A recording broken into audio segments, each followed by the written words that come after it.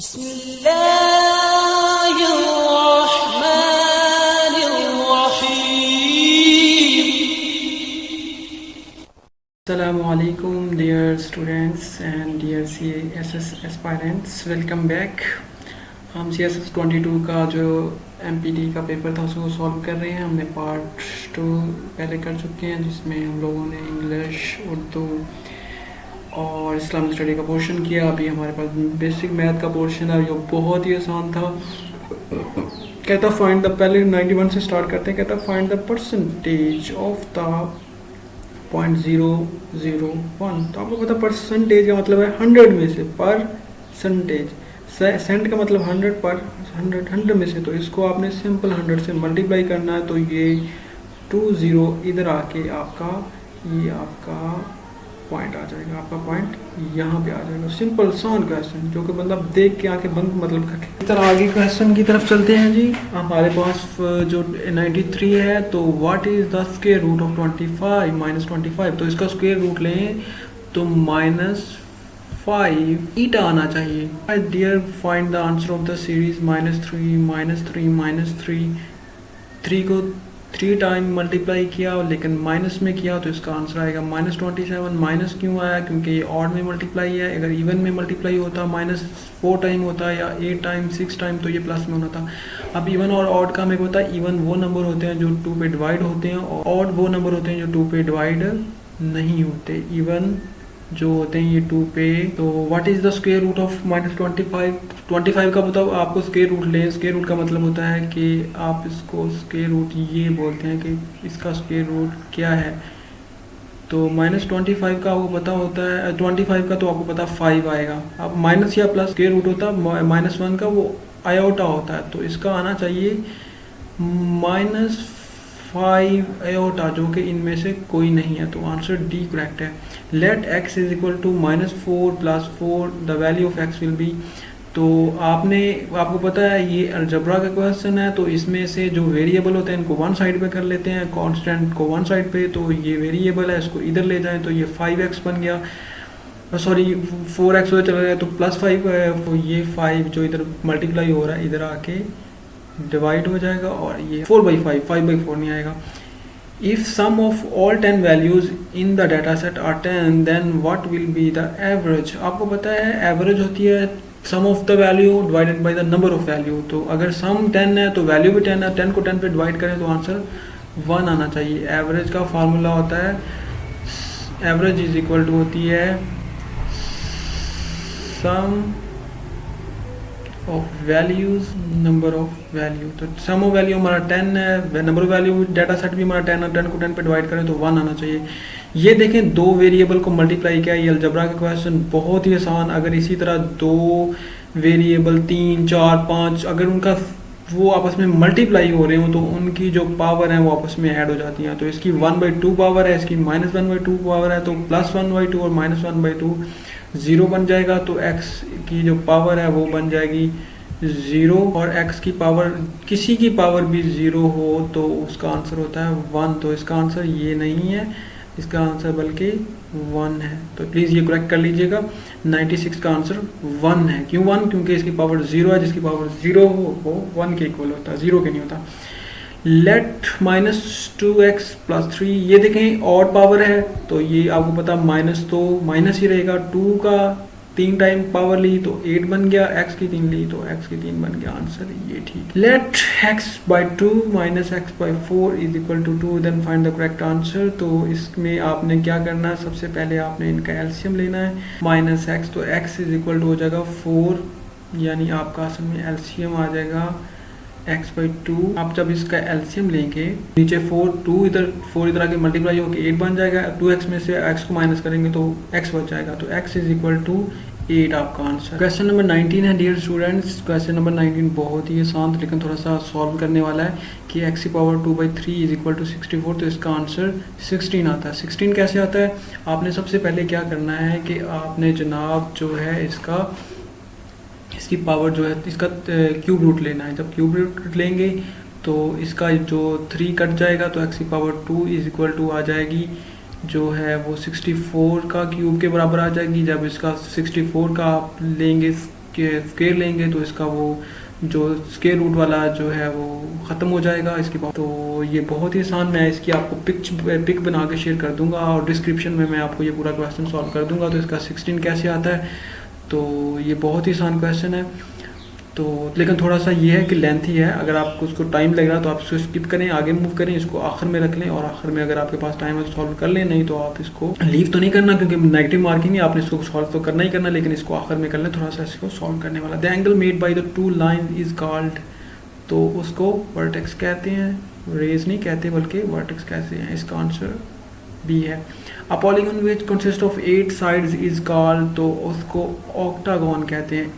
8 को ऑक्टागन, 10 को डेकागन, नॉनागन 9 को कहते हैं, तो ऑक्टेन 8 होता है। A measure of angle which is complement of itself, तो 45 है। तो असल में कॉम्प्लीमेंट होता है कि एक एंगल x है फॉर एग्जांपल, तो उसका कॉम्प्लीमेंट कोई एंगल x डिग्री ले लेते हैं, तो हम इन दोनों को ऐड करें, किसी एंगल का एंगल उसका कॉम्प्लीमेंट को ऐड करें तो आपका आंसर 90 आना चाहिए। अगर एक एंगल और उसका कौन सा एंगल है जो उसको इटसेल्फ इसका सप्लीमेंट है, तो वो एंगल और उसका जो आप एंगल फर्ज कर रहे हैं उनको ऐड करें तो वो 180 आना चाहिए। तो ये कॉम्प्लीमेंट है तो 90 आना चाहिए। आप देखें ये दोनों एंगल को प्लस करें तो ये बन जाएंगे 2x, तो 2x इज इक्वल टू 90 आ जाएगा, 2 इधर आके डिवाइड होगा तो ये 45 आपका बन जाएगा आंसर में। तो जो कि 45 आपका आंसर ये वाला करेक्ट है, ये 2 इधर आके डिवाइड हो जाएगा, तो इसका आंसर आपका 45 है। और ट्राइंगल है 3 वर्टेक्स, ये ट्राइंगल है जी, इसके 3 वर्टेक्स हैं 1 2 एंड 3। तो ट्राइंगल के 3 होते हैं, रेक्टेंगल के 4 होते हैं, स्क्वायर के 4 होते हैं, पेंटा जो 5 वाला होता है उसके 5 होते हैं। तो आपने याद, the sum of the 3 angles of an isosceles triangle, किसी भी ट्राइंगल के 1 2 3 ये तीनों एंगल का जो सम होता है ये आइसोसेलेस ट्राइंगल, सॉरी ये 360 नहीं होता, ट्राइंगल के जो एंगल्स का सम होता है वो 180 होता है। तो आप प्लीज़ इसको करेक्ट कीजिएगा, ट्राइंगल के जो एंगल्स होते हैं वो 180 होते हैं ना कि 360। तो इसको करेक्ट कीजिएगा, ये असल में 180 है। किसी भी ट्राइंगल के आप तीनों एंगल को प्लस करें तो वो उनका सम क्या आना चाहिए 180, क्योंकि ये 180 की लाइन पे ही पूरी ट्राइंगल होती है। ये देखें 180, अगर इधर भी ट्राइंगल आती तो फिर 360 होना। इसका आंसर बी करेक्ट है। How many end points are in a line, जो एक लाइन होती है उसमें कोई एंड पॉइंट ही नहीं होता क्योंकि वो चलती जाती है। तो विच of the following is the longest chord of a circle, तो कॉर्ड असल में किसी भी जो है हमारी कर्व है उसके दोनों एंड पॉइंट्स को जोड़ता है। तो ये देखें ये कर्व है जो सर्कल है ना, तो इसके सेंटर में जो सबसे बड़ा मतलब कॉर्ड गुजरता है वो इसके दोनों ये जो हमारी कर्व है उसके एंड पॉइंट को जोड़ता है, तो वो उसको डायमीटर बोलते हैं। How many sides are in a pentagon, तो पेंटागन में मैंने बताया ट्राइंगल में 3, जो है पेंटागन में 5, हेक्सागन में 6, इसी तरह हेप्टागन में 6 7, ऑक्टागन में 8, नॉनागन में 9 और डेकागन में 10 होती हैं। तो इसकी पेंटा 5 से है तो इसकी 5। The figure whose all 4 sides are equal, तो उसको स्क्वायर बोलते हैं। स्क्वायर में चारों साइड्स सेम होती हैं, रेक्टेंगल में नहीं होती, रेक्टेंगल में 2 साइड सेम होती हैं। Sometimes we give a statement in favour of another statement, तो उसको प्रीमिसेस कहते हैं। प्रीमिसेस का मतलब होता है एक स्टेटमेंट को दूसरी स्टेटमेंट्स की फेवर में कहने को प्रीमिसेस कहते हैं। ये याद कर लीजिएगा, ये बड़ा इंपॉर्टेंट एमसीक्यूज है। आगे चलते हैं जी हम 110 पे। 110 है जी knowledge of children based on memory process, तो उसको मेटा मेमोरी कहते हैं। अगर चिल्ड्रन का जो नॉलेज की बेस पे इल्म होता है उसको लर्निंग स्ट्रेटेजी नहीं बल्कि मेटामोडजी कहते हैं। Meta memory in which memory all material are stored so that we can retrieve in later on. Long term memory में जनाब ऑल जो material are stored so that we can retrieve in later on, long term memory. वो introduce the term intelligence quotient. Quotient का मतलब होता है एक जो टर्म है उसको दूसरी पे डिवाइड करना, उसको क्वोशेंट कहते हैं। तो इंटेलिजेंस क्वोशेंट ये आरबी कैटल ने जनाब ये टर्म इंट्रोड्यूस करवाई थी, याद कर लीजिए, इसका नाम बहुत फेमस है, आरबी कैटल। अब भी पेपर में आ सकता है 23 में। Sometimes we think about the beauty of heaven, what we call it, इसको हम फैंटेसी कहते हैं कि हम ब्यूटी ऑफ हेवन के बारे में थिंकिंग तसव्वुर करते हैं, तो फैंटेसी का मतलब होता है तसव्वुर करना, तो इसका आंसर सी है। क्वेश्चन नंबर 114 है जी, what is the last stage of a creative thinking, तो उसको वेरिफिकेशन कहते हैं। प्रिपरेशन पहली स्टेज होती है, valuation last, verification last, preparation first और वैल्यूएशन जब एक दफ़ा आप उसको कर लेते हैं उसकी वैल्यूएट करते हैं, उसके बाद उसकी वेरिफिकेशन करते हैं। Short term memory last only, short term memory सिर्फ 20 से 30 सेकंड रहती है, याद कर लीजिएगा। Give name of the range which an individual can make between the weakest and the loudest sound, तो उसको डायनामिक रेंज कहते हैं जी, जो range which is an individual make between the weakest and loudest जो है साउंड्स के दरमियान होते हैं, उसको डायनामिक रेंज बोलते हैं। डेसिबल ये साउंड की इंटेंसिटी और साउंड के प्रेशर को एलेबोरेट करता है। ये टर्म आप फिजिक्स अगर आपने मैट्रिक में पढ़ी है तो आपको इस टर्म से काफ़ी फेमिलियर होंगे। Let a mental age and chronological age are given then intelligence. Intelligence क्यों, कोशेंट के बारे में मैंने पहले भी आपको बताया कि कोशेंट होता है एक टर्म को दूसरी पे डिवाइड करना, तो उसने मेंटल एज को कहा है क्रोनोलॉजिकल एज पे डिवाइड करें, यानी इसका कोशेंट लें तो वो MA/CA होगा, क्योंकि कोशेंट एक टर्म को दूसरी टर्म पे डिवाइड करने पे आता है। तो इसका आंसर बहुत ही आसान, अगर आपको कोशेंट का मीनिंग आता है तो आपको ये डिवाइड करना कोई मुश्किल नहीं। The bulb X last longer than bulb B, ये बहुत इस तरह के दो क्वेश्चन आपको ज़रूर आएंगे अभी, कि जो बल्ब X है वो last longer than bulb B why, कि ये उससे रहता है। पहली स्टेटमेंट द बल्ब वाई, अब दूसरे के बारे में बताता है does not last longer than G, ये इससे नहीं रहता। The bulb G last longer than X, लेकिन जो ये जी है ये लॉन्गर देन एक्स है। If the statement 1, 2 are true then the statement 3 is uncertain, तो ये passing CS examination give happiness, okay, number 1 happiness produce smile, good. Passing CS examination give smile, yes, if the statement 1 and 2 are true then the statement 3 is true, बिल्कुल। अगर passing से happiness देता है और आपको smile आते हैं तो फिर आपके लिए स्माइल भी बनती है, तो ट्रू है। Toothpaste is useful, okay, useful things are valuable, yes, a toothpaste is valuable if the statement 1 and true then the statement 3 is, ये भी ट्रू है, क्योंकि अगर ये दोनों ट्रू हैं तो फिर ये, क्योंकि टूथपेस्ट यूज़फुल है, यूज़फुल चीज़ें वैल्यूएबल होती हैं, तो चूँकि टूथपेस्ट भी यूज़फुल है तो इसलिए वैल्यूएबल भी होगी, तो ये ट्रू है। बहुत ही आसान क्वेश्चन था ये। तो आगे पढ़ते हैं जी। To pack 100 pairs of shoes into a case, अपने एक 100 पेयर हैं शूज़ के, उनको केसेस में आप पैक कर रहे हैं।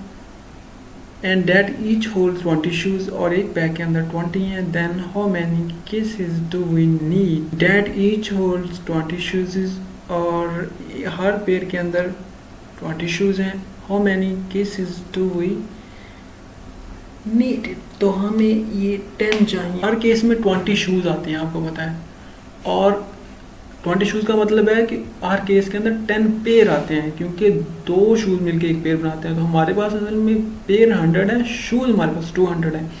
तो जब हम इसको 20 को 200 पे डिवाइड करेंगे तो आंसर 10 ही आएगा, तो इसका आंसर 10 है। ये याद कर लीजिए, थोड़ा सा कंफ्यूजिंग है। टू पैक 100 पेयर में 200 शूज़ और एक केस में 20 शूज़, तो 20 को 200 पे डिवाइड कर। 23 की तरफ बढ़ते हैं। Total number of cubic blocks are 50, okay.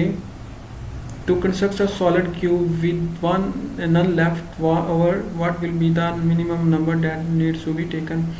अगर क्यूब में आपको पता है कि जो नंबर ऑफ साइड्स होती हैं वो 3 होती हैं, 1 को 1 से 3 टाइम मल्टीप्लाई करें तो ये बनता है 1, 2 से करें तो ये बनता है 8, 3 से करें तो 27 और 4 पे करें तो 64 क्रॉस कर जाता है। हमें 3 पे 27 बनता है, 27 को 50 में से माइनस करेंगे तो 23 पीछे आंसर आ जाएगा। इन द फॉलोइंग सीरीज 12, 11, 13, 15, 14, 13, 15 ये सीरीज दी हुई है। ये देखें 1, ये इससे एक बढ़ गया, ये फिर बढ़ गया है, फिर एक इधर बढ़ जाएगा, तो ये एक का इजाफा, ये 2 सीरीज हैं 12, 11, 12, 13, 12, 13, 14। तो आपने ये देखें हमारी ये वाली सीरीज हमने कंप्लीट करनी है, ये वाली, इसके बाद 15 आएगा और इधर हमारा आ जाएगा 14, यहाँ पे 14 आएगा और जो हमारा आंसर है वो ये पहले आएगा 14 के बाद 15, तो हमारा 15 आंसर है। इन द फॉलोइंग सीरीज 2 1 1/2, ये देखें एक कम हुआ फिर इसको डिवाइड किया तो ये 0.5 यानी वो उससे हाफ होता जा रहा है, तो ये 1/8 आ जाएगा। यानी 2 का हाफ 1, 1 का हाफ, हाफ का हाफ 1/4 और 1/4 का हाफ 2 से डिवाइड करें तो 1/8 आता है। Which of the following option does not belong to a book. Project जी बुक का पार्ट नहीं होता, ग्लॉसरी और चैप्टर आपको पता बुक के पार्ट होते हैं, प्रोजेक्ट तो नहीं होता। Which of the following option does not belong to a bird, तो बर्ड के साथ जो है आपका ये रडर आपका पार्ट नहीं है, बीक और विंग दोनों ही होते हैं। विच of the following option is a necessary part of harvest. Harvest के लिए क्रॉप तो आपको चाहिए, स्टॉक पाइल भी चाहिए, ट्रैक्टर नहीं चाहिए, तो आपका आंसर है जी ये आपके नेसेसरी पार्ट हैं, क्रॉप भी है, स्टॉक पाइल भी है, तो आपका क्या पार्ट नहीं है जी, ट्रैक्टर। तो इसके आंसर ये दोनों बनते हैं, तो आप इन दोनों में से स्टॉक पाइल लगा दें, सॉरी ए लगा दें, क्रॉप तो होनी ज़रूरी है ना, तो आपका आंसर यहाँ पे नेसेसरी पार्ट में ए आना चाहिए। Give name of USB part, universal serial bus universal को कहते हैं या यूएसबी को कहते हैं। Dear money is use for high rate of interest, dear money high rate of interest में ये बिजनेस मैनेजमेंट के क्वेश्चन आ गए कुछ ने। Give name of the term SPM, SPM का मतलब होता है सस्पेंडेड पर्टिकुलर मैटर, ये केमिस्ट्री का जी SPM suspended particulate matter. School, which of the following option is necessary part of school. Learning, student, student तो होना ज़रूरी है, बाकी काम मतलब और भी हो सकते हैं, प्लेइंग भी, डिफरेंट टाइप्स ऑफ स्कूल्स हो सकते हैं, तो स्टूडेंट होना उसमें ज़रूरी है। तो 133 पे जाते हैं जी। My wife and me have 2 sons, each son has 1 sister। बहुत ही ये पजल है, पजल भी आती हैं एक दो। तो माई वाइफ एंड मी है 2 sons, इसका मतलब एक तो ये हस्बैंड और वाइफ ये 2 मेंबर हो गए, 2 इनके सन हो गए, और ईच सन हैज़ 1 sister, तो एक हर भाई की एक बहन है, तो दोनों की बहन सेम ही होगी, तो 5 है। बहुत ही आसान, थोड़ा सा आप माइंड को यूज़ करें। Format has 10 cause, all cause died except 4, तो इसका आंसर 4 है। सब मर गई एक्सेप्ट 4 के, बहुत ही आसान। What does SAT stand for, STAT का मतलब होता है स्कूलिस्टिक असेसमेंट टेस्ट, तो ये याद कर लीजिएगा। SAT इज़ यूजफुल टू जज द फेयरनेस एंड ऑब्जेक्टिवनेस। तो अजानें भी हो रही हैं, अल्लाह अकबर अल्लाह अकबर, तो हम जल्दी जल्दी इसको कंप्लीट करते हैं। अल्लाह अकबर अल्लाह अकबर। Pictogram is appropriate for data count के लिए है जी। आई थिंक हम बाकी बाद में कर लेंगे, अभी अजान हो रही है, तो इंशाल्लाह फ़िलहाल अजान सुनते हैं और बाकी पार्ट इंशाल्लाह बाद में करेंगे। अपना ख्याल रखिएगा। फ़ी अमानिल्लाह। अगर अभी तक अपने चैनल को सब्सक्राइब नहीं किया तो सब्सक्राइब भी करें और प्लीज़ कमेंट सेक्शन में अपना राय से भी दें। Thank you so much. फ़ी अमानिल्लाह। अशहदु अल्ला इलाहा इल्लल्लाह।